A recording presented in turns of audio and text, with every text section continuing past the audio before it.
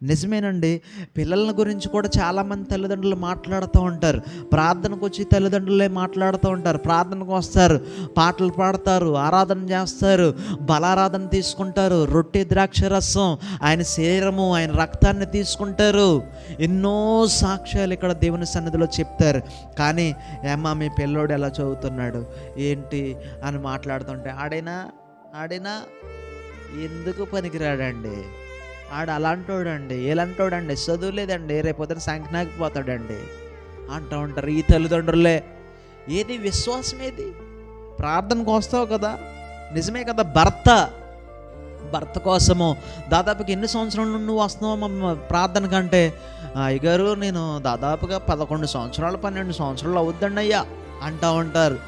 నిజంగా ఆ భర్త కోసం నువ్వు 9 సంవత్సరాల నుంచి 10 సంవత్సరాల నుంచి 11 సంవత్సరాల నుండి వస్తే భర్త ఎందుకు మారట్లేదు చెప్పండి?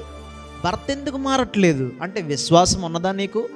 ప్రార్థన చేసేస్తున్నావు అంతే, ఏదో బైబిల్ చదివేస్తున్నావు డైలీ, ఏదో అంటే సంవత్సరంలో బైబిల్ కంప్లీట్ చేసేయాలని నిర్ణయం అన్నమాట. అంతేగాని అందులో ఉన్న సారము, బైబిల్ చదువుతూ ఉంటేనండి ఆ బైబిల్లో ఉన్న వాక్యం మన హృదయంలోకి వెళ్ళిపోవాలి, అప్పుడు విశ్వాసం వస్తుంది. వాక్యం ఎవరు? యోహాను సువార్తలో ఉంటుంది కదా, దేవుడే వాక్యము, వాక్యమే దేవుడు, దేవుడే వాక్యము. నువ్వు వాక్యము చదువుతున్నావు కానీ నీ భర్తలో మార్పు ఎందుకు రావట్లేదు కదా? ఒకసారి ఆలోచించండి. పిల్లలు పాడైపోతారు అంటావు, అదే నోటితోటి మళ్ళీ నా భర్త మారడండి అంటారు. 9 సంవత్సరాలు 10 సంవత్సరాలు 11 సంవత్సరాలు 15 సంవత్సరాలు అయింది నువ్వు చర్చకొచ్చి, నీ భర్త ఇంకా మారట్లేదంటే అంటే నీలో ఏదో లోపం ఉన్నది, నీ భర్త మారట్లేదంటే ఆయన తప్పు కాదు, నీ తప్పు అన్నమాట.